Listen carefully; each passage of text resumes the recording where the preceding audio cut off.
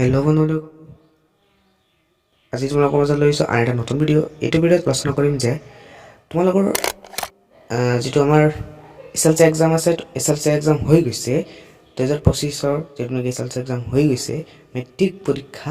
এই মেট্ৰিক পৰীক্ষাৰ ৰিজাল্টখন কেতিয়া ঘোষণা কৰা হ'ব, আজিৰ ভিডিঅ'টো চাই তোমালোকে গম পাই যাবা।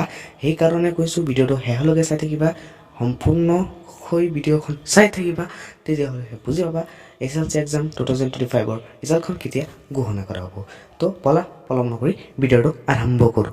ভিডিঅ'টো আৰম্ভ কৰাৰ আগতে আন এটা ৰিকুৱেষ্ট যে তোমালোকে যদি মোৰ চেনেলটোত নতুন হৈ আছা, প্লিজ চেনেলটো ছাবস্ক্ৰাইব কৰি ৰাখিবা আৰু লগতে বেল আইকনখন প্ৰেছ কৰি ৰাখিবা। কাৰণ বেল আইকন প্ৰেছ কৰা তোমালোকে ছাবস্ক্ৰাইব কৰি বেল আইকন প্ৰেছ কৰি ৰাখিলে তোমালোকৰ মই যিটো ভিডিঅ' আপলোড কৰিম সেইটো তোমালোকৰ মাজত সোনকালে তেতিয়া পাই যোৱা, ঠিক আছে।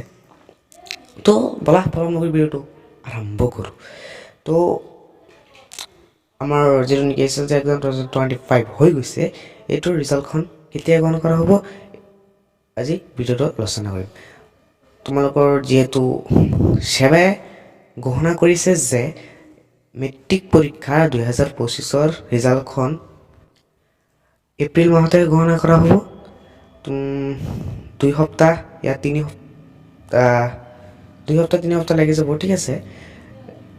ধৰি লোৱা তোমালোকৰ এপ্ৰিলৰ 15 তাৰিখৰ পৰা 20 তাৰিখলৈকে এইটো 15-20ৰ ভিতৰতে ৰিজাল্টখন ঘোষণা কৰা হ'ব, ঠিক আছে। তো বন্ধুসকল তোমালোকে চাগে বুজি পাইছাই। তো এপ্ৰিল মাহতেই তোমালোকৰ 15-20ৰ ভিতৰতে তোমালোকৰ মানে আমাৰ যিটো নেকি SLC এক্সাম 2025-ৰ ৰিজাল্টখন দিয়া হ'ব, ঠিক আছে।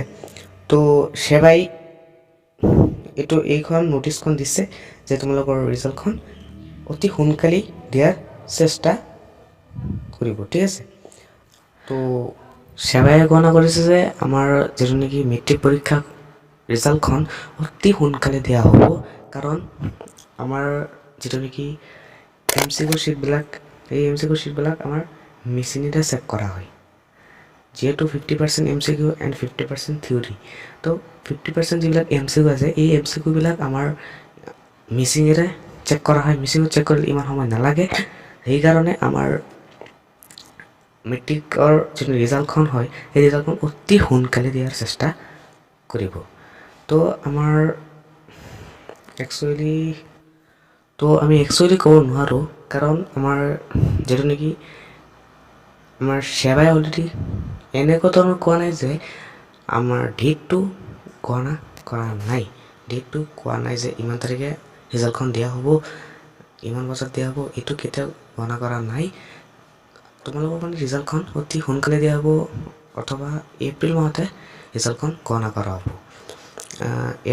2 সপ্তাহ বা 3 সপ্তাহ এইটোৰ ভিতৰতে আমাৰ SSLC ৰিজাল্টখনৰ আমাৰ কি কৰা হ'ব, ঘোষণা কৰা হ'ব। এপ্ৰিলৰ 15 পৰা 20 তাৰিখ এইটোৰ ভিতৰতে আমাৰ ৰিজাল্টখন দিয়া হ'ব। যিহেতু আগৰ বছৰত আমাৰ 20 তাৰিখে 21 তাৰিখে এইটোৰ ভিতৰতে আমাৰ ৰিজাল্টখন দিছে, পিছৰ ওপৰত নাযায়, ঠিক আছে। 15-20ৰ ভিতৰত আমাৰ SSLC এক্সাম 2025-ৰ ৰিজাল্টখন দিয়া হ'ব। তো এইটো চাগে তোমালোকে বুজি পাইছাই, ক্লিয়াৰ হৈ গ'ল। তো এতিয়া আৰু এটা কথা আলোচনা কৰিম যে আমাৰ SSLC এক্সাম যিদিনাই দিয়ক নহওক কিয়, তো আমি ৰিজাল্টখন কেনেকৈ চেক কৰিব পাৰিম, কোনটো ৱেবছাইটত আমি ৰিজাল্টখন চেক কৰিব পাৰিম। তো আমাৰ ৰিজাল্টখন চেক কৰিবলৈ হ'লে আমাক কি কৰিব লাগিব, স্ক্ৰীনত দেখা পাইছাই চাগে, এইটো ৱেবছাইট তোমালোকে চাৰ্চ কৰিব, ৱেবছাইটখন অ'পেন কৰি ল'ব পাৰা, ঠিক আছে। অথবা আমি যিটো ভিডিঅ' চাই আছা, ভিডিঅ'টোৰ ডিছক্ৰিপশ্যনত আমি লিংকটো দি দিম, তোমালোকে এই লিংকটোত ক্লিক কৰি দিবা। তাৰপিছত ডাইৰেক্টলি তোমালোকে এই ৱেবছাইটত, তো এইটো ৱেবছাইটৰ লিংকখন মই ডিছক্ৰিপশ্যনত দি দিম, অথবা তোমালোকে চাৰ্চ কৰি ল'ব পাৰা যে ইয়াত তোমালোকে দেখিবলৈ পাইছা SEBA অনলাইন অৰ্গেনাইজেশ্যন, ঠিক আছে। তো এটা তোমালোকে চাৰ্চ কৰি ল'ব পাৰা, অথবা মোৰ ডিছক্ৰিপশ্যনত দিয়া আছে, চাই ল'ব পাৰা, ক্লিক কৰি এটা আহিব পাৰা। তো ইয়াত 3 ডট এটা দেখিবলৈ পাইছা, এই 3 ডটত ক্লিক কৰি দিয়া।